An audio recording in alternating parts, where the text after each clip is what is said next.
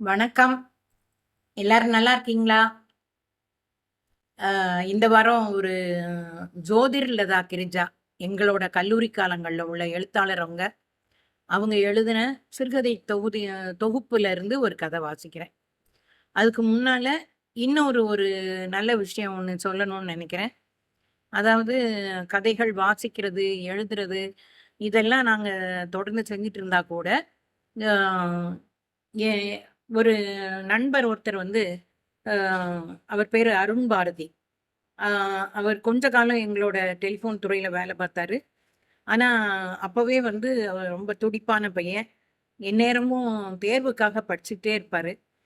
ஆ அதேபோல நல்ல ஒரு வேலையில போயி அமர்ந்துட்டாரு. அப்போ ஒரு நாள் என்ட்ட திடீர்னு கூப்பிட்டு கேட்டாரு. "அ அம்மா இந்த மாதிரி சின்ன குழந்தைகளுக்காக கதைகள் சொல்லலாம் அப்படின்னு நாங்க நெனைக்கிறோம். ஆ இப்பல்லாம் முந்திலாம் நம்மலாம் சின்ன பிள்ளைகளா இருக்கும்போது, பாட்டிட்ட கதை கேட்டு கேட்டு வளர்ந்தோம். இப்போ பாட்டிகளுக்கு கதை சொல்றதுக்கு நேரம் இல்ல. பிள்ளைகளுக்கு கதை கேட்கறதுக்கும் நேரம் இல்ல. அதனால நம்ம வந்து ஒரு ஆடியோ மாதிரி ரெக்கார்டு பண்ணி, வாட்ஸ்அப் குரூப்ல போட்டோம்னா, அவங்க ஒண்ணு குழந்தைகளுக்கு வந்து படுக்க போற நேரம் அத கேட்டுக்கிட்டு தூங்க சொல்லலாம். அப்படி இல்லன்னா, வீட்ல உள்ள பெரியவங்க அத கேட்டு அந்த பிள்ளைகளுக்கு சொல்லலாம். அ அப்ப வந்து அ எனக்கு அது ஒரு நல்ல விஷயமா தெரிஞ்சது. இன்னும் ஏன்னா, மறுபடியும் ஒரு வீடியோங்கும்போது, இந்த பிள்ளைகள் பழையபடி போய் செல்ஃபோன தானே பார்க்க போறாங்க. ஆடியோனா அப்படியே கேட்டுக்கிட்டே தூங்கிரலாம், அப்படிங்கிற மாதிரி. இன்னொன்னு வந்து, நானும் இப்போ 3 பேர பிள்ளைகளுக்கு பாட்டியா இருக்கிறதுனால, ஆ நான் அந்த தாராளமா செய்யலாம்ப்பா. நம்ம எப்பவுமே வந்து ஒவ்வொரு வேலைகளுக்கு ஒவ்வொரு குறிப்பிட்ட டைம ஒதுக்கி செய்றதுல, இதுக்கு ஒரு டைம ஒதுக்கிக்கிருவோம். நானும் சேர்ந்துக்கிறேன் அப்படின்னு சொன்னேன். ஆ அதுல வந்து அவங்க 10 பேர் சேர்த்துட்டாரு. 10 பேரு ஒரு வாரத்துக்கு அ 5 பேரு. திங்கட்கிழமையிலருந்து வெள்ளிக்கிழமை வர 5 பேர் கதை சொல்ற மாதிரி. அ 6வது நாள் வந்து சனிக்கிழமை வந்து குழந்தைகளுக்கான ஒரு சின்ன அறிவுரை மாதிரி சொல்ற மாரி. அப்புறம் 7வது நாள் வந்து குழந்தைகளையே கதை சொல்லலாம். குழந்தைகள் கதை சொன்னாங்கன்னா, அவங்களுக்கும் அந்த கற்பனை திறன் வளரும் அப்படின்னு அவர் யோசிச்சாரு. ஆ அதோட நாங்க 2 பேரும் பேசிட்டு இருக்கும்போது, இந்த குழந்தைகளுக்கு ஒரு ஊக்குவிக்கிற விதமா, நம்ம ஏதாவது ஒரு பரிசும் குடுப்போம். அந்த பேசுற பிள்ளைகளுக்கு, கதை சொல்ற பிள்ளைகளுக்கு பரிசும் குடுப்போம் அப்படின்னு சொன்னாரு. நல்ல ஐடியாவா இருந்தது. அதனால நானு சேர்ந்திருக்கிறேன். இந்த வர்ற 13ஆம் தேதியிலருந்து ஆரம்பிக்கிறோம்.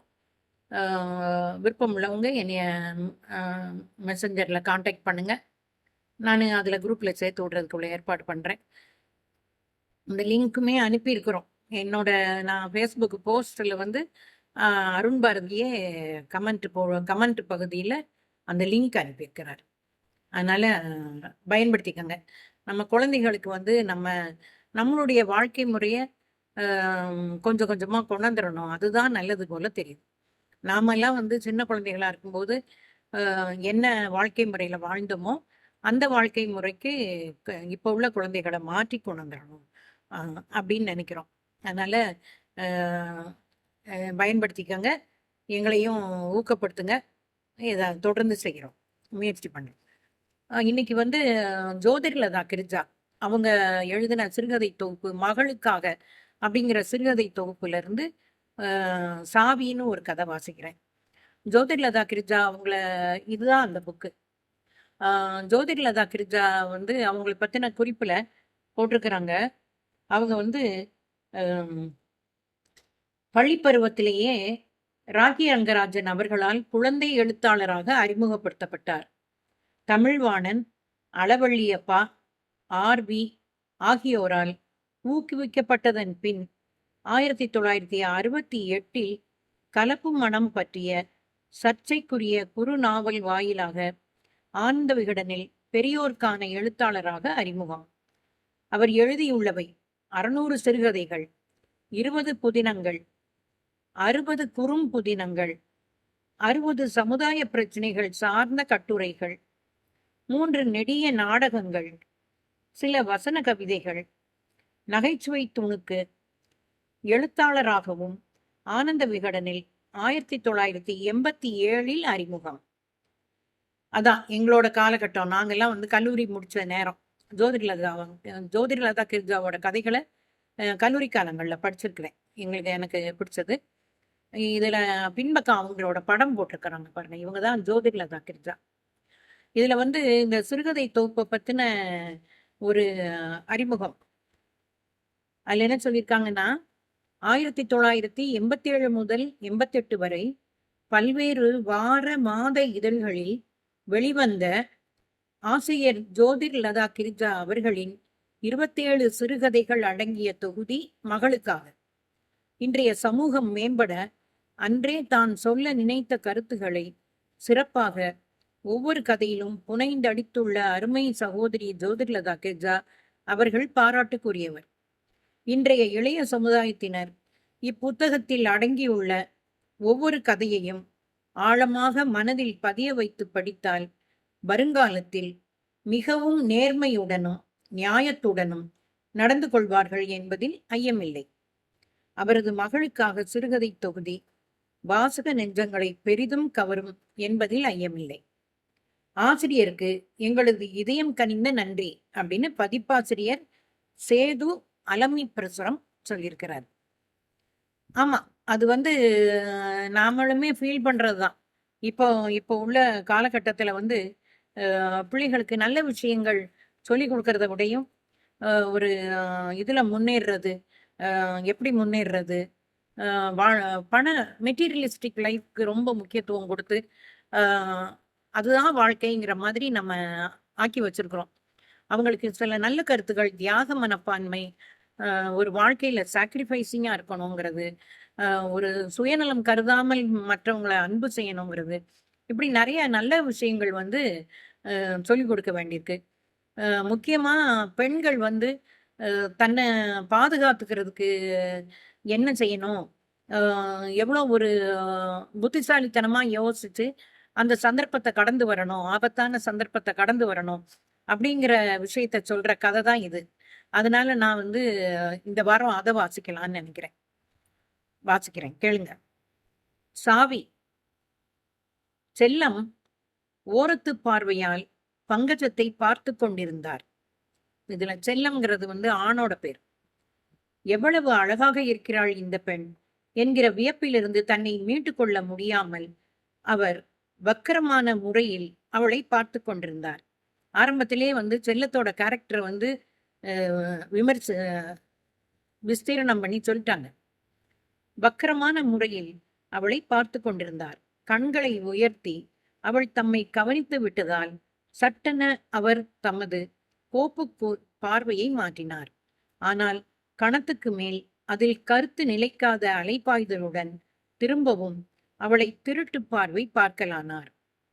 பங்கஜம் மடமடவென்று அவரது வாயிலிருந்து உதிர்ந்து கொண்டிருந்த வாய்மொழி குறிப்புகளை நோட்டு புத்தகத்தில் கர்மமே கண்ணாக எழுதி கொண்டிருந்தாள். பங்கஜம் வந்து ஸ்டெனோகம் டைபிஸ்ட்.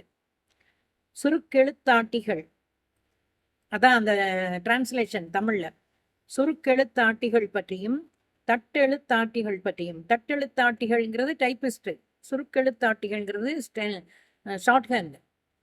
இப்போதெல்லாம் பத்திரிகைகளில் அடிபடும் ஆபாச நகைச்சுவை துணுக்குகளை செல்லம் நினைத்து பார்த்து இந்த நாட்டை பொறுத்த வரையில் அவற்றில் உண்மை இருந்ததோ இல்லையோ அவற்றின் அடிப்படை உண்மையை புறக்கணித்து விடுவதற்கு இல்லை. மேநாடுகளில் பெண் ஊழியர்கள் ஒருவேளை ஆண்களின் வக்கரங்களுக்கு தீனி போடுகிறவர்களாக இருக்கக்கூடும். அது அது வேண்டியதில்லைன்னு நினைக்கிறேன். இந்த இந்த இந்த கதையில ஒருவேளை அவங்க எழுதின காலகட்டத்துல அவங்க அப்படி ஃபீல் பண்ணாங்களோ என்னமோ. நல்லபடியா வாழணும் அப்படின்னு நினைக்கிற பெண்கள் வந்து எந்த இடத்துலயுமே இருப்பாங்க. இங்கே அது எங்கோ அத்தி பூத்தாற் போல் மட்டுமே இருக்கக்கூடும் என்றும் எண்ணினார். ஒரு சுருக்கெழுத்தாட்டி தன் அலுவலரின் மடியில் உட்கார்ந்து வாய்மொழி குறிப்புகளை எடுப்பது போன்ற அடிப்படையில் வெளிவந்துள்ள துணுக்கு ஒன்று ஞாபகத்துக்கு வர செல்லத்துக்கு சிரிப்பு வரும் போலாயிற்று. ஆமா, நம்ம கொஞ்சம் முன்னால உள்ள காலகட்டங்கள்ல எல்லாம் வந்து பெண்களை அவமானப்படுத்துற நகைச்சுவை துணுக்கு நிறைய வந்துட்டு இருந்தது. இப்ப அப்படி வர்றது இல்லை. அடுத்து அவர் தம் மடியில் பங்கஜம் உட்கார்ந்து கொண்டிருப்பது போல் எழுந்த கற்பனையில் சிரித்தே விடுவார் போல ஆன நிலையில் உதடுகளை உள்ளுக்குள் மடித்து சிரிப்பின் அடையாளம் ஏதும் முகத்தில் தெரியாதபடி கவனமானார். இன்றைக்கு என்ன ஆயிற்று எனக்கு என்று தம்மை தாமே கடிந்து கொண்ட செல்லம் அரைக்கதவு டொக் டொக் என்று விரலால் தட்டப்பட்ட ஓசையால் தன் நிலைக்கு திரும்பி வந்து எஸ் கமின் ப்ளீஸ் என்று குரல் கொடுத்தார். தலைமை எழுத்தர் கனகலிங்கம் உள்ளே வந்தார். நடையில் ஓர் அவசரம் தெரிந்தது. முகத்தில் கோடுகளும் தென்பட்டன. என்ன மிஸ்டர் கனகலிங்கம்? சார், மிஸ் பங்கஜத்துக்கு ஒரு அர்ஜென்ட் போன் கால் வந்திருக்கு. ஆபரேட்டர் தப்பிதமா என் டேபிளுக்கு கனெக்ஷன் கொடுத்துட்டு லைனை விட்டு போயிட்டாங்க. ஆனா ரொம்ப அவசரமான கால், அதான் நேர்ல வந்தேன். பங்கஜம் தன்னையும் அறியாமல் எழுந்து நின்று விட்டதை செல்லம் கவனித்தார். தமது தலையசைப்புக்கு காத்திராமல் தானாகவே சட்டென்று அவள் எழுந்து கொண்டதில் தெரிந்த அவளது கவலையை உணர்ந்த அவர், போய் பேசிட்டு வாங்க என்றார். பங்கஜம் அவசரமாய் வெளியே போனாள். அவள் போன பிறகு தயங்கி நின்ற கனகலிங்கம், அவங்க அப்பாவுக்கு திடீர்னு என்னமோ சீரியஸா இருக்கான், பொறுக்க முடியாத மார்வலின்னு நர்சிங் ஹோம்ல சேர்த்திருக்காங்களாம், பங்கஜத்தோட சிஸ்டர் தான் பேசினாங்க என்று தெரிவித்ததும் செல்லத்துக்கு கவலையாக இருந்தது. பிறகு அவர் அந்த அறையை விட்டு நீங்கினார். சற்று பொறுத்து திரும்பிய பங்கஜத்தின் விழிகள் கண்ணீரில் மூழ்கியிருந்தன. என்ன பங்கஜம்? சார், எங்க அப்பாவுக்கு ரொம்ப உடம்பு சரியில்லையா, நெஞ்சு வலின்னு துடிச்சிட்டாராம், வைத்தியா நர்சிங் ஹோம்ல சேர்த்திருக்காங்களா, என்னை உடனே கிளம்பி வர சொன்னாங்க, லீவு வேணும் சார். எடுத்துக்கங்க பங்கஜம். அப்புறம் உங்க அப்பாவுக்கு எப்படி இருக்குங்கிறதுக்கு எனக்கு ஃபோன் பண்ணுங்க. அவருக்கு என்ன வயசு இருக்கும்? 48 தான் சார் ஆறுது. பங்கஜத்தின் குரல் தடுமாறியது. வெறும் கேஸாக கூட இருக்கலாம் பங்கஜம். நெஞ்சு வலின்னா ஹார்ட் அட்டாக் தான்னு பயப்பட வேண்டியதில்லை. நீங்க கிளம்புங்க. இப்ப நீங்க கொடுத்த டிக்டேஷன்ஸ் அவங்க தயங்குறாங்க பங்கஜம். அதையெல்லாம் பத்தி கவலையே படாதீங்க. நான் வேற யார்கிட்டயாவது மறுபடி சொல்லிக்கிறேன். லீவ் லெட்டர் கூட மெதுவா அனுப்புங்க. ஒன்னும் கவலைப்படாமல் போயிட்டு வாங்க. பங்கஜம் கண்ணீரோடே தன் அலுவலரை நன்றி பொங்க பார்த்துவிட்டு புறப்பட்டாள். பங்கஜத்தின் அப்பா தவறிப்போன செய்தி மறுநாள் வந்தது. செல்லம் நேரில் சென்று பங்கஜத்துக்கும் அவள் அம்மாவுக்கும் ஆறுதல் கூறிவிட்டு வந்தார். என்ன செய்யலாமா, இதெல்லாம் நம்ம கையிலையா இருக்கு? என் குழந்தைகளுக்கு அம்மா இல்ல, உங்க குழந்தைகளுக்கு அப்பா இல்ல என்று பங்கஜத்தின் அம்மாவிடம் தாம் சொன்ன சொற்கள் தம் காதுகளிலேயே சுற்றி சுற்றி வர அவர் வீட்டுக்கு போய் தீட்டுக்களிக்க குளித்த பிறகு அலுவலகத்துக்கு போனார். வழியிலும் வீட்டிலும் அலுவலகத்திலும் அன்றெல்லாம் பங்கஜத்தின் குடும்பத்தை பற்றியே யோசித்துக் கொண்டிருந்தார். வீட்டின் வறுமை ஒரு நாற்காலி கூட இல்லாததால் துல்லியமாய் வெளிப்பட்டிருந்தது. அவர் உட்கார பாயைத்தான் விரித்தார்கள். பங்கஜம்தான் மூத்தவள் என்பதும் அவளுக்கு பின்னால் 2 பெண்களும் ஒரு பிள்ளையும் இருந்தனர் என்பதும் தெரிய வந்தன. அவள் ஒருத்தியின் வருமானத்தில்தான் குடும்பம் காலம் தள்ளி கொண்டிருக்கிறது என்பதும் தெரிந்தது. பங்கஜத்தின் ஆதரவற்று போன நிலை அவருள் வருத்தத்தை விளைவித்தாலும் அந்த வருத்தத்தை மீறி தம்முள் ஒரு மகிழ்ச்சியும் பரவியதை உணர்ந்த அவர் சற்றே திடுக்கிட்டார். அதிலிருந்து தமது வருத்தம் போலியானதே என்பதையும் அறிந்து திகைத்தார். பங்கஜத்தின் ஆதரவற்ற நிலையை சாதகப்படுத்திக் கொள்ள தன் மனத்தின் அடிமட்டத்தில் ஓர் எண்ணம் தோன்றிவிட்டதே அந்த மகிழ்ச்சியின் அடிப்படை என்பது அவருக்கு புரிந்தது. இந்த இடத்துலதான் பெண்கள் கவனமா இருக்கணும். நம்ம உணர்ச்சி வசப்படுறது,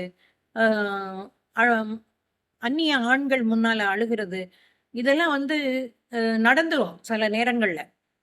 நம்ம செய்யவே வேண்டாம் அப்படின்னு நினைச்சா கூட சில நேரங்கள்ல அந்த நடந்துரும். ஆனா அதை பயன்படுத்திக்கிட்டு ஒரு ஆண் நம்மளை நெருங்கிறதுக்கு விடக்கூடாது. கூடிய வரைக்கும் அந்நிய ஆண்களிடம் நம்மளோட பிரச்சனைகளை சொல்லக்கூடாது, அழக்கூடாது.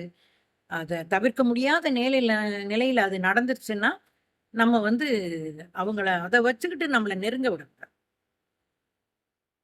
பங்கஜத்தின் அப்பாவை காட்டிலும் தாம் ஒரு வயது மூத்தவர் என்கிற நினைப்பு எழ அதை உடனே ஒதுக்கி தள்ளிவிட்டு தரிகட்டு ஓடிய சிந்தனையின் பிடியினின்று தம்மை விடுவித்துக் கொள்ள முயலாமல் அதில் சுகம் காணல் ஆனார்.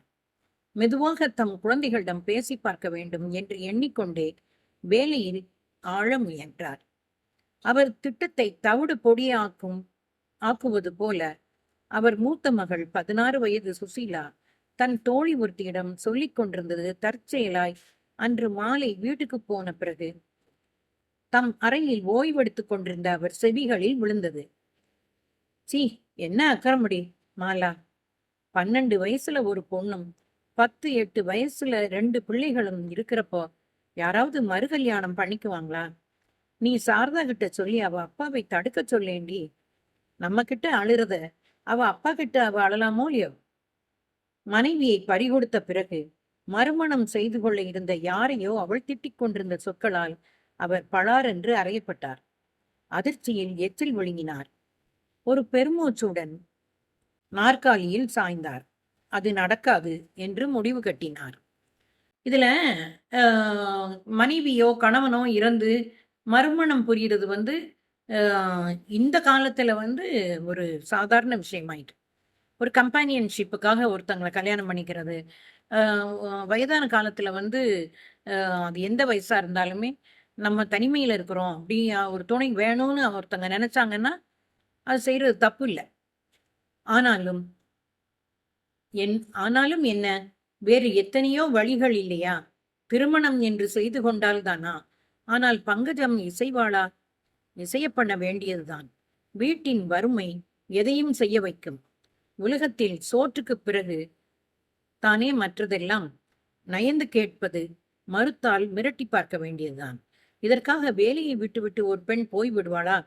ஒருபோதும் மாட்டாள். அடுத்த வேளை சோற்றுக்கு வழி இல்லையே. ஆகவே அவள் பணிந்தே ஆக வேண்டும். 2 வார விடுப்புக்கு பிறகு பங்கஜம் வேலைக்கு திரும்பினாள். இளைத்தும் சிறிது கருத்தும் போயிருந்தாள். ஆனாலும் என்ன, அந்த கவர்ச்சி அவளை விட்டு போகவில்லை.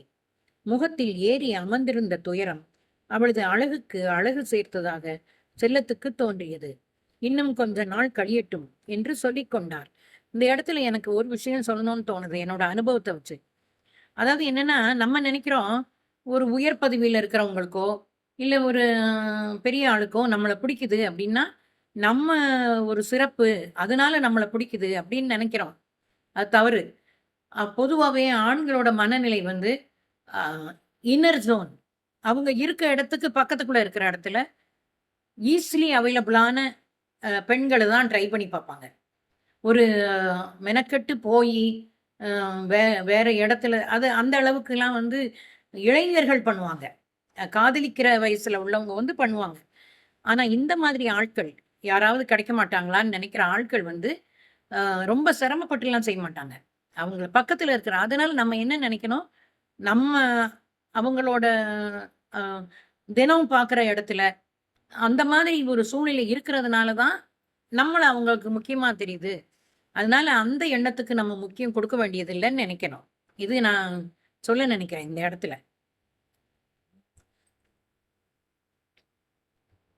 3 மாதங்கள் கழித்து அவரது குடும்ப நிலை பற்றியெல்லாம் விரிவாக விசாரணை செய்தார். பெரிய தங்கை 10வது படிக்கிறாள். சின்னவள் 8வதில். கடைசி தம்பி 6வதில்.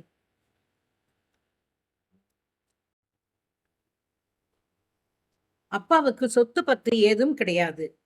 வேலை பார்க்கும்போது நிறைய கடன்கள் வாங்கி இருந்ததால் அவரது அலுவலகத்திற்கு கைக்கு கிடைத்த பணம் அவர் சாவு செலவுகளுக்கே சரியாய் போய்விட்டது. இந்த விசாரணையின் போது பங்கஜம் அடிக்கடி கண் கலங்கினாள். செல்லம் கையை அவள் புறம் நீட்டி நீட்டி அவளுக்கு ஆறுதல் கூறினார். அவளை தொடாததுதான் பாக்கி. விவரமான இந்த உரையாடலுக்கு பிறகு தங்களுக்குள் ஒரு நெருக்கம் ஏற்பட்டு விட்டதாக செல்லம் கருதலானார். இதனால் அவர் உரிமை எடுத்துக்கொண்டு அவளை நீ போட்டு விழிக்கலானார். இதுதான் ஆண்கள் செய்யக்கூடாத தப்பு. அதாவது என்னன்னா, இவங்க என்ன நினைக்கிறாங்களோ அதுதான் அந்த பெண்களும் நினைக்கிறாங்கன்னு இவங்களா தப்பா கற்பனை பண்ணிக்கிறாங்க. அதனாலதான் அடுத்தடுத்த இடங்களுக்கு முன்னேறுறாங்க. நான் கதை முடிஞ்ச பிறகு சில விஷயங்கள் சொல்றேன். அதுவும் இதே போலதான்.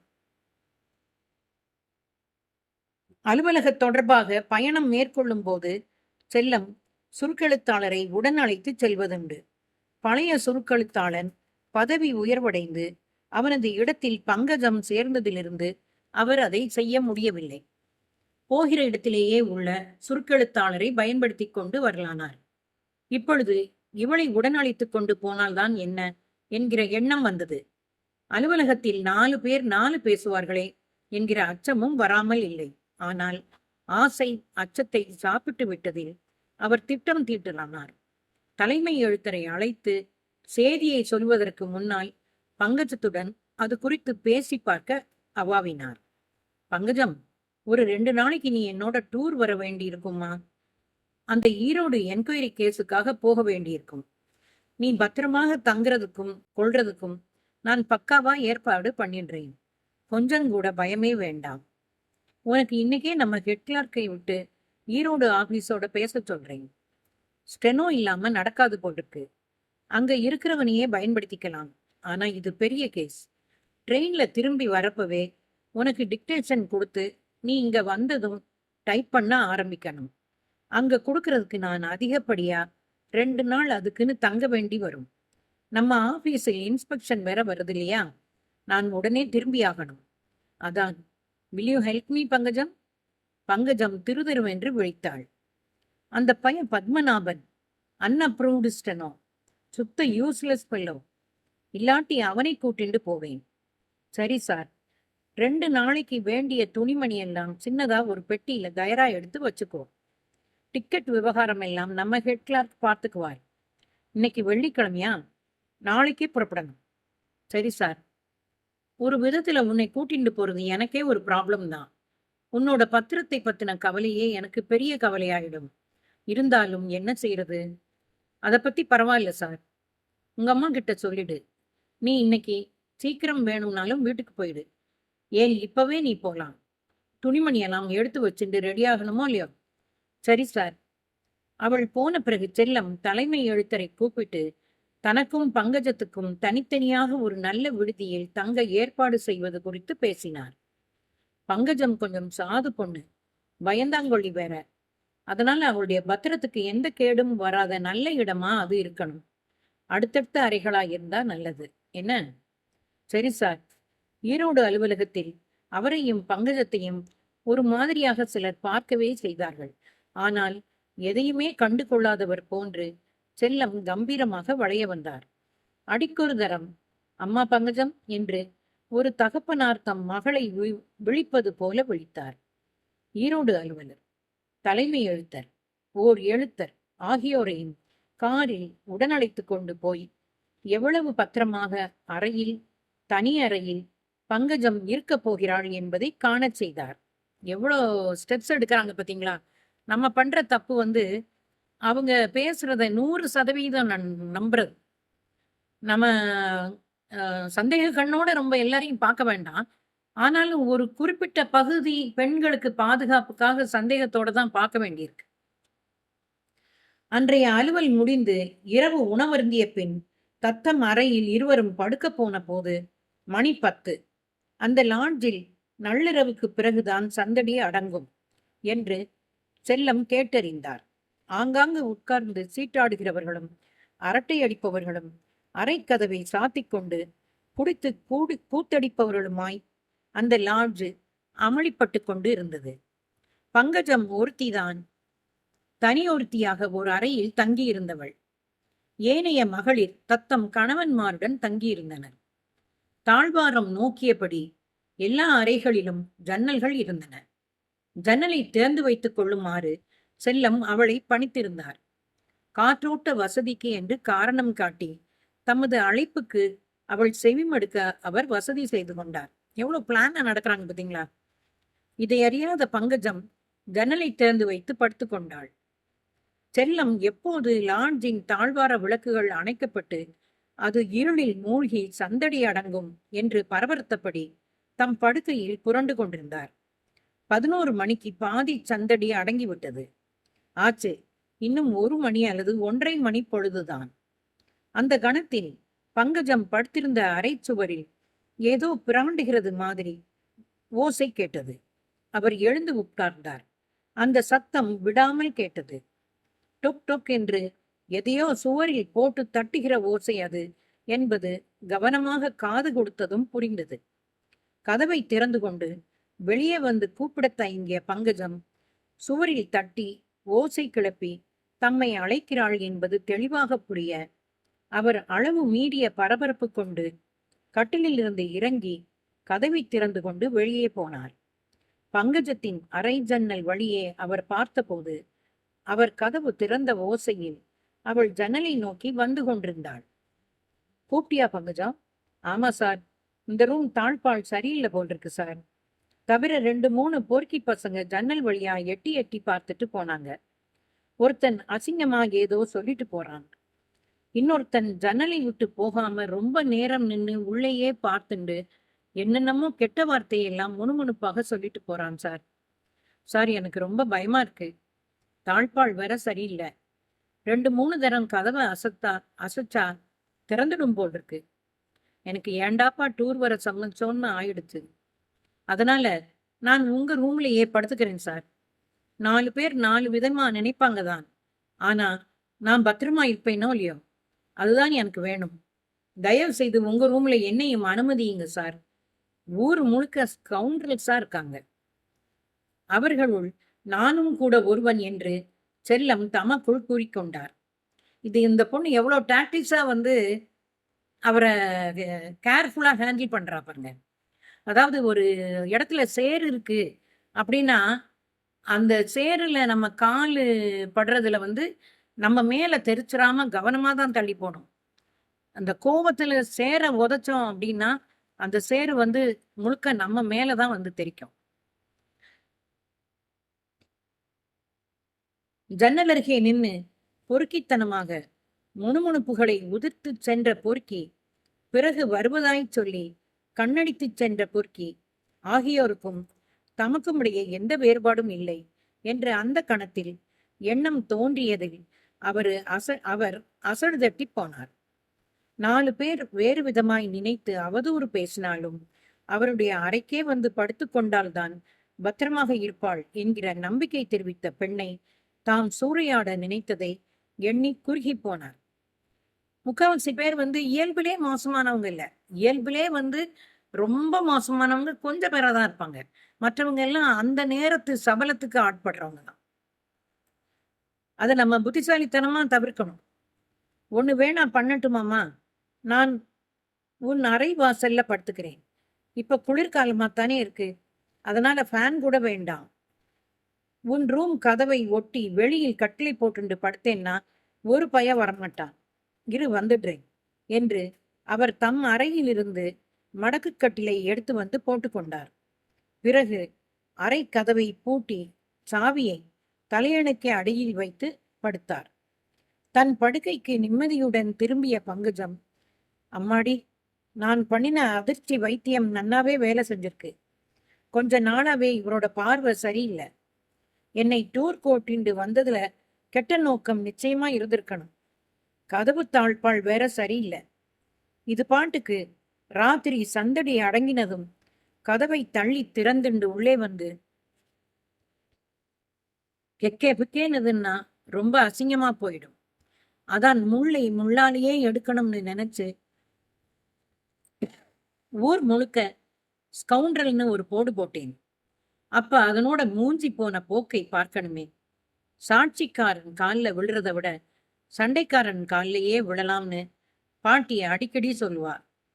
திருடன் கையில சாவியை கொடுக்கிற மாதிரி நானும் இவரை என்னோட மெய்காப்பாளர்னு சொல்லிட்டேன். இனிமே பயமில்லாம தூங்கலாம் என்று எண்ணியபடி கண்களை மூடிக்கொண்டு உறங்க முயன்றாள். நல்லா இருக்கா? நல்ல 1987 இந்த கதை எழுதியிருக்காங்க.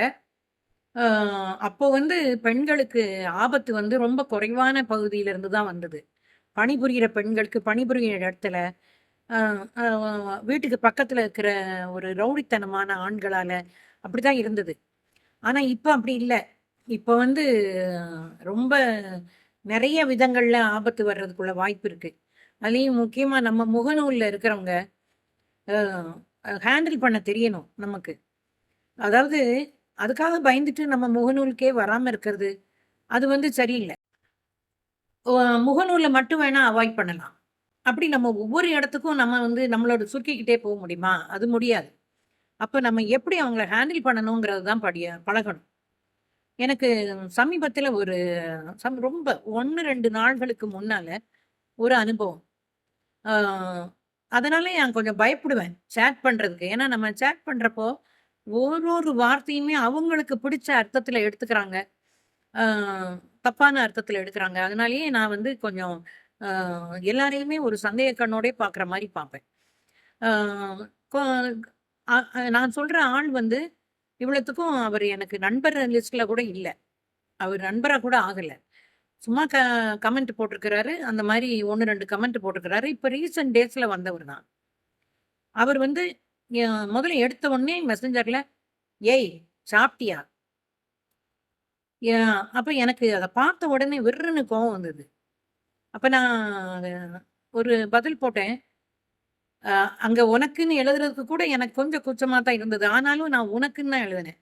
"உனக்கு 70 வயசு இருக்குமா? ஏன்னா எனக்கு 65 வயசு. 65 வயசுக்காரியே நீ ஒருமையில பேசுறியே, உனக்கு 70 வயசா?" அப்படின்னு கேட்டேன். அப்ப கூட அவன் திருந்தல. மறுபடியும் வந்து அ ஒருமையிலே பேசுனான். அடுத்து மெசஞ்சர்ல கால் பண்ணான். அப்புறம் பிளாக் பண்ணேன்னு வைங்க. ஆ நமக்கு தான் கைவசம் ஒரு சாவி இருக்கே. பிளாக் பண்ற சாவி. நம்ம சரிப்படாது அப்படின்னு நெனச்சா பிளாக் பண்ணிட்டு நம்ம பாட்டுக்கு போயிட்டே இருக்கலாம். ஆபத்தான ஆட்கள நம்ம கூட வச்சுக்க வேண்டிய அவசியம் இல்ல. ஆனா எனக்கு என்ன தோணுதுன்னா, யார் இவங்களுக்கு அந்த உரிமைய குடுத்தது? ஒரு பழக்கமே இல்லாத பெண்ண, வயதுல முதிர்ந்த பெண்ண, நான் என் பேர பிள்ளைகள பத்தி எழுதுறேன். என்னோட வயச பத்தி எழுதுறேன். நான் ரிட்டயர்டுன்னு எழுதுறேன். அ அப்படிப்பட்டவங்கள வந்து, நீ வா, போன்னு பேசுறதுக்கு அவங்களுக்கு யார் ரைட் குடுத்தா? ய அவங்கள எப்படி ஹேண்டில் பண்ணணும் அப்படிங்கிறத நம்ம படிச்சுக்கிறணும் அவ்வளோதான். அதுக்காக வேண்டி நம்ம வந்து முகநூலுக்கு வரக்கூடாது. வீடியோ கால்ல வரக்கூடாது. நான் வீடியோ கால்ல வரும்போது கூட எஃபி லைவ்ல வரும்போது ஆரம்பத்தில சொன்னாங்க. நான் தோழிகள் சொன்னாங்க. லைவ்லலாம் கொஞ்சம் யோசிச்சுட்டே வாங்கம்மா. ரொம்ப ஆ பிரச்சனையான இடமா இருக்கு" அப்படின்னாங்க. நம்ம இன்னும் எத்தன வயசு வரைக்கும் பயந்துகிட்டே ஒதுங்க போறோம்? தப்பு செய்யல. நம்ம செய்றது ஒரு நல்ல காரியம் செய்றோம். அ நல்ல நல்ல தப்பில்லாத ஒரு காரியத்த நம்ம தைரியமா செய்றது வந்து தப்பில்ல. அப்படின்னு நெனைப்பேன் நானு. ஒரு தவறான கண்ணோட்டத்தோட வர்ற ஆண்கள எப்படி ஹேண்டில் பண்ணணுங்கிறத மட்டும் நம்ம படிச்சுக்கிறணும். அ அதுதான் நம்ம செய்ய வேண்டியது. இந்த கதையில வந்து அவங்க ரொம்ப அழகா சொல்லியிருக்கிறாங்க. ஆனாலும் கூட எனக்கு ஒரு சின்ன வேறுபாடு தோணுச்சு. அதாவது இவங்களுக்கு வந்து அலுவலகத்திலேயே அ அவரோட பார்வை சரியில்ல. அ அப்படின்னு இருக்கும்போது, அ ஆனா நம்ம அத சொல்லவும் முடியாது. ஏன்னா, உயர் அதிகாரி. அவரு வர சொல்லும்போது நம்ம போய் தான் ஆகணும். அதெல்லாம் நாங்கலாம் இந்த மாதிரி அனுபவங்கள எங்களுக்கு இல்லைனாலும், எங்கள சுற்றி இருக்கிறவங்களுக்கு பார்த்துருக்குறோம்.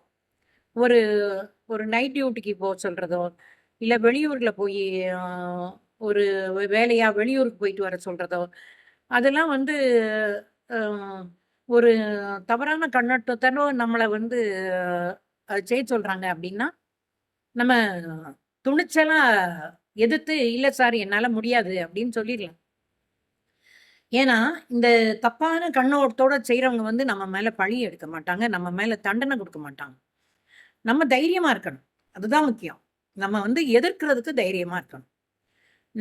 எனக்கு ஒரு அனாவசியமான ஒரு வேலை குடுக்குது. இயல்பாவே இரவு வேலை இருக்கிறது, அதுக்கு வர்றோம் அப்படிங்கிறது வேற. அது நம்ம கண்டிப்பா வரத்தான் செய்யணும். சில இடங்கள்ல நமக்கு இன்டென்ஷனா சொல்ற மாரி இருக்கும். சில அதிகாரிகளோட பார்வையே நமக்கு புரியும். அப்ப வந்து அவங்கள எப்படி ஹேண்டில் பண்றதுன்னு நமக்கு தெரியணும். அப்ப நம்ம கொஞ்சம் கோபமா நம்ம சொன்னாலும், அவங்க பின்வாங்கிருவாங்க உடனே. முக்காவாசி பேர் வந்து அடுத்து முன்னேற மாட்டாங்க. ரொம்ப குறைஞ்சவங்க, ஒரு மோசமான ஆட்கள் வேணா, அ அதுக்கு அடுத்த ஸ்டெப்புக்கு போலாம். 99% வந்து நம்மளோட எதிர்ப்ப பார்த்தாலே பின்வாங்கிருவாங்க. இத இத பெண்கள் தெரிஞ்சுக்கிறணும், கவனமா இருக்கணும். அதுக்காக நம்ம திறமைகள அடக்க வேண்டியதில்ல. நம்ம வெளி உலகத்தில புழங்குறதுக்கு வந்து நம்ம தயங்க வேண்டியதில்ல. இத சொல்லிக்கிற விரும்புறேன். கொஞ்சம் ஆண்கள் கண்ணியமாக பெண்களை நடத்துங்க. ஒரு ஒரு வார்த்தை அவங்க சொல்றாங்க அப்டின்னா, அது நமக்கு சாதகமான அர்த்தத்தில எடுக்காதீங்க. அது அவங்க வேற அர்த்தத்தில கூட சொல்லியிருக்கலாம். அதனால வந்து ஆனா இப்ப நெறைய நல்ல ஆண்களையும் நம்ம பார்க்குறோம். நிறைய பேர் நல்ல ஆண்கள், பெண்கள மதிக்கிறவங்கள நம்ம பார்க்குறோம். அ அப்படி தவறான வழிக்கு உடனே போறவங்க இல்ல. அப்படி இருக்கிறவங்கள்ட்ட நம்ம எப்படி கவனமா இருக்கணும்னு நம்ம படிச்சுக்கணும். அதுக்கு இந்த கதைய வந்து ஒரு உதாரணமா நினைக்கிறேன். ஓகே. சந்தோஷமா இருங்க. வாழ்க்கையில சந்தோஷமா இருக்கிறது ரொம்ப முக்கியம். சந்தோஷமா இருந்தோம்னா, நமக்கு வர்ற பல வியாதிகள்ல இருந்து நம்ம தப்பிச்சிரலாம். இன்னொரு கதையில பார்க்குறேன். சிறு குழந்தைகளுக்காக நாங்க கதை சொல்ற வாட்ஸ்அப் குரூப்ல சேர்ந்துக்கங்க. உங்கள் குழந்தைகளோ, உங்க பேரப்பிள்ளைகளோ பயனடைறதுக்கு அத பயன்படுத்திக்கங்க. ஓகேயா? அடுத்த கதையில சந்திப்போம். பாய்.